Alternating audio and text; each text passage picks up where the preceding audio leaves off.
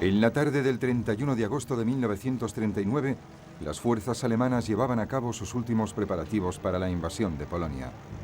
Las tripulaciones estudiaban sus objetivos, los tanques se trasladaban a sus posiciones de ataque.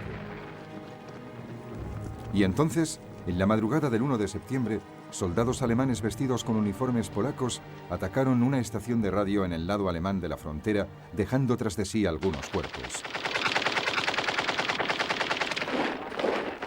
Esta sería la agresión que Hitler utilizaría más tarde para justificar su ataque.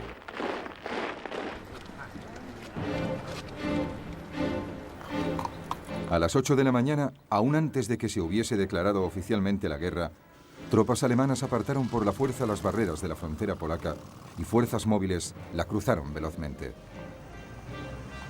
2 días más tarde, el 3 de septiembre, Gran Bretaña y Francia declaraban la guerra a Alemania, haciendo honor a su promesa de estar dispuestas a socorrer a Polonia. Pero para entonces Polonia ya estaba teniendo graves dificultades. No solo los alemanes superaban en número a los polacos, sino que estos se enfrentaban a una nueva forma de guerra para la que estaban mal preparados, la Blitzkrieg o guerra relámpago.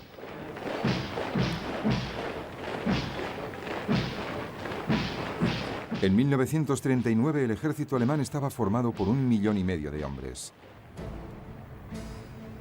Su élite eran los Panzer, 6 divisiones blindadas y 4 divisiones ligeras cuyo objeto era el reconocimiento.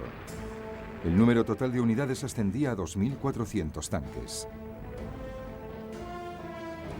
Estas habían sido preparadas para atravesar las defensas del enemigo y atacar en profundidad, cortando las comunicaciones y propagando la confusión. Los puntos fuertes del enemigo serían así evitados, siendo posteriormente reducidos por la infantería. La nueva fuerza aérea alemana, la Luftwaffe, también había sido diseñada para la Blitzkrieg. Contaba con 2.500 aviones para hacer frente a los polacos.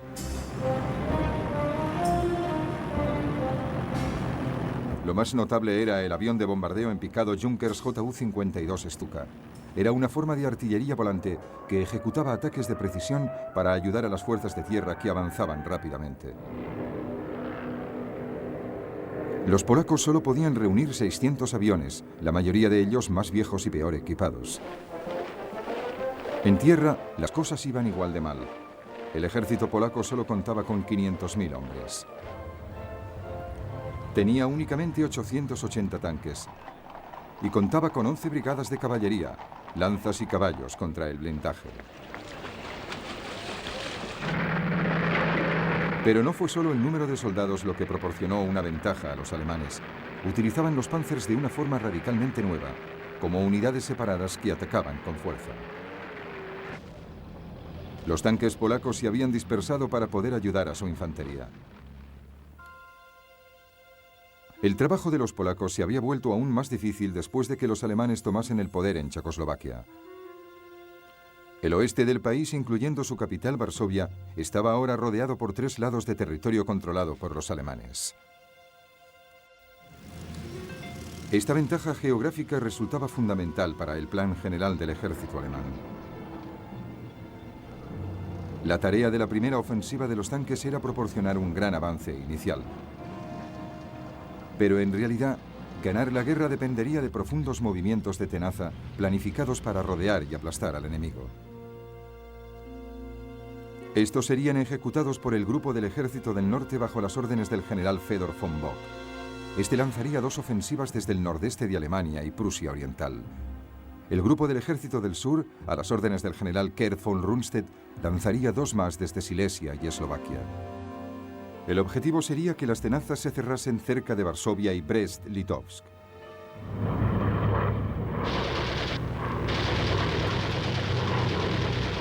A los alemanes todo les fue bien desde el principio.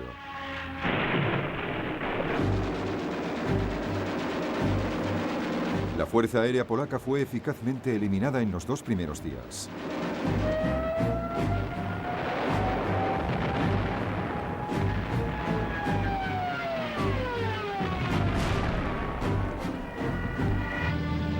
Los Panzers se abrieron camino y atacaron en profundidad.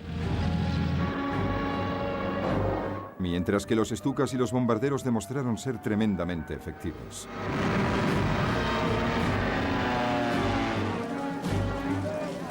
Los defensores polacos fueron divididos y separados, inmovilizados en bolsas que proporcionaron un gran número de prisioneros. La leyenda cuenta que algunas unidades de la caballería polaca intentaron valerosamente atacar a los Panzers, pero fue en vano. Las fuerzas polacas fueron superadas por la estrategia alemana y no pudieron mantener el ritmo rápido de sus enemigos. El ejército polaco fue simplemente barrido. El 8 de septiembre, las pinzas interiores se habían cerrado y las tropas alemanas seguían avanzando a las afueras de Varsovia. El 17 de septiembre, las pinzas exteriores se encontraban en Brest-Litovsk.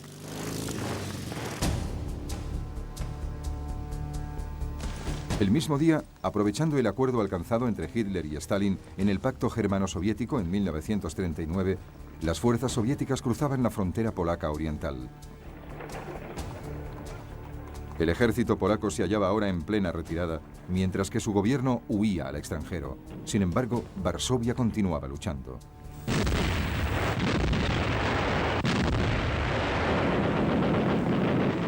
Sus defensores rechazaron la oferta alemana de rendición y como consecuencia toda la furia de la Luftwaffe y un bombardeo de la artillería cayeron sobre la ciudad.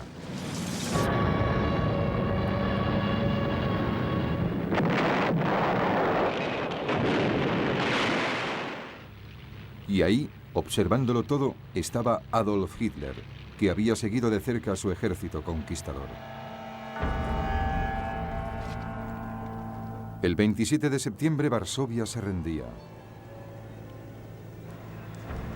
Al día siguiente, los vencedores, Alemania y Rusia, dividieron Polonia de acuerdo con el Pacto Germano-Soviético. La Unión Soviética se anexionó un poco más de la mitad del país hacia el este. Alemania se quedó con el resto. Los dos regímenes empezaron a perseguir a cualquiera que pudiese representar un peligro en el futuro.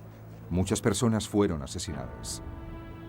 Y por primera vez, los alemanes mostraron de qué forma se iban a comportar contra aquellos pueblos de la Europa del Este que consideraban inferiores. Mandaron a los Einsatzgruppen, o escuadrones especiales de las SS, para que llevasen a cabo redadas de judíos.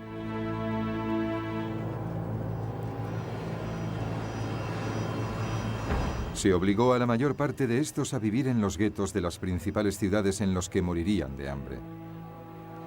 Otros fueron ejecutados en el acto. Los polacos lucharían valientemente desde el extranjero.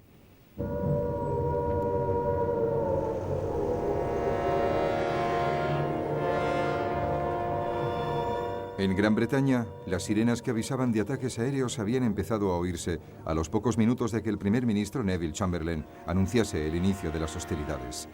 De hecho, a pesar de las garantías de sus políticos respecto a la soberanía polaca, Gran Bretaña y Francia habían hecho bien poca cosa para ayudar a Polonia. Tal como Hitler había especulado, una vez que hubieron declarado la guerra no tuvieron ni idea de lo que tenían que hacer. En ambos países había empezado la movilización. Se aceleraron las precauciones que había que tomar ante posibles ataques aéreos. En las ciudades más importantes se situó armamento antiaéreo. Se construyeron refugios subterráneos. Enseguida se empezó a evacuar a los niños. Todo el mundo tenía que llevar máscaras antigas y se introdujo el llamado apagón ante los aviones enemigos. El ejército británico empezó a desplegar su muy reducida fuerza expedicionaria, formada por 4 divisiones en el norte de Francia. Las tropas francesas penetraron un poco en la frontera alemana, pero se negaron a avanzar más allá de la cobertura protectora de la artillería. La iniciativa seguía estando firmemente en manos de Hitler, y este por lo menos sí tenía claro qué iba a hacer a continuación.